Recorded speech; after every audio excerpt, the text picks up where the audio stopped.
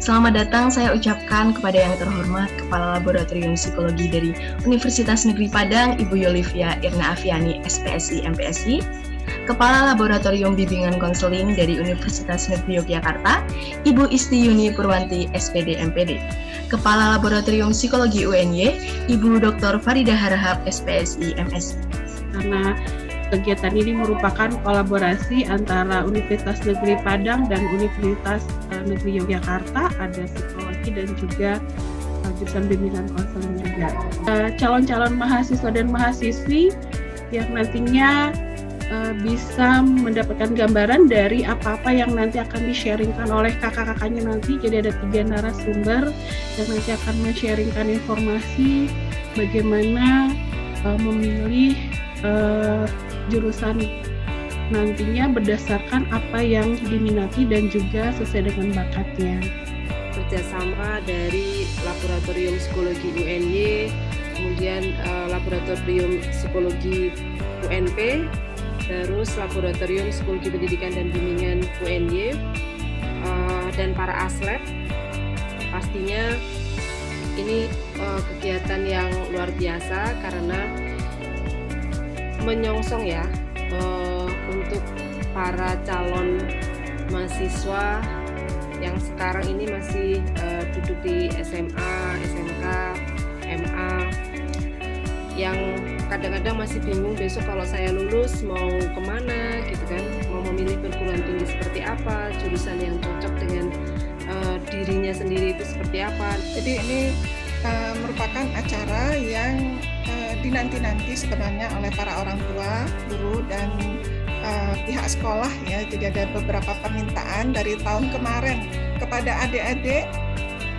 Saya mendoakan ya, kami semua mendoakan dengan adanya materi dan pendampingan dari kakak-kakak ini semakin membuat kalian bertekad kuat gitu ya, untuk dan termotivasi untuk bisa bekerja keras, belajar keras, supaya kalian bisa masuk dan lolos di perguruan tinggi dan jurusan yang kalian sukai, yang kalian cita-citakan. Jadi bakat ini tuh nggak serta-merta tentang kemampuan yang kita punya sekarang, tapi dia adalah potensi yang sebenarnya kita semua punya, teman-teman. Jadi bakat itu bukan lagi tentang suatu hal yang sangat-sangat terlihat atau yang berhubungan dengan non-akademik. Bakat itu ada luas sekali aspeknya, teman-teman.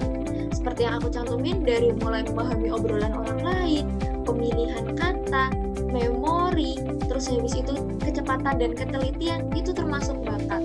Atau kecerdasan juga bisa dianggap sebagai kemampuan mental yang diperlukan untuk adaptasi, membentuk, dan memilih dalam konteks lingkungan apapun. Maka dari itu, sebenarnya dalam suatu kemampuan atau suatu profesi atau suatu kegiatan, itu juga dibutuhkan teman-teman yang namanya bakat dan kecerdasan. Jadi sekali lagi, talent is not about the end result. It's about the process and the thoughts and feelings you put into something.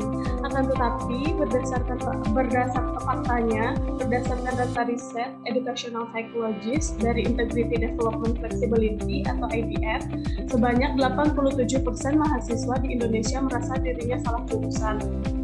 Karena dengan berkonsultasi dengan orang-orang tersebut, teman-teman bisa menerima masukan atau saran dari orang yang sudah berpengalaman. Ternyata dari salah memilih jurusan tersebut ada dampaknya tersendiri. Yang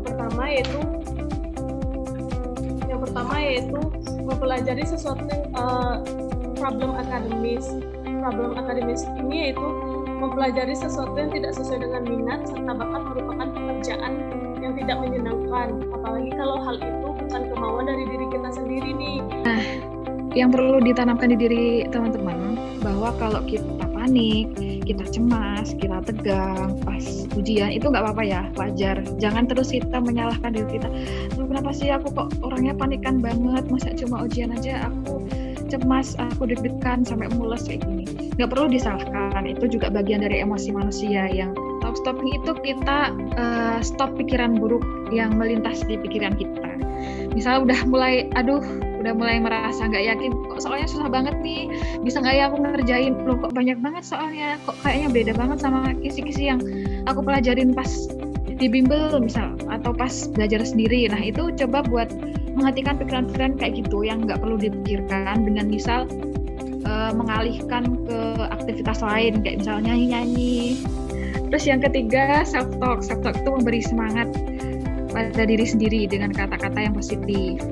Kita meyakinkan diri kita sendiri kalau aku bisa loh, kan kemarin aku udah persiapan nih, aku udah belajar semaksimal mungkin, gimana pun hasilnya itu pasti yang terbaik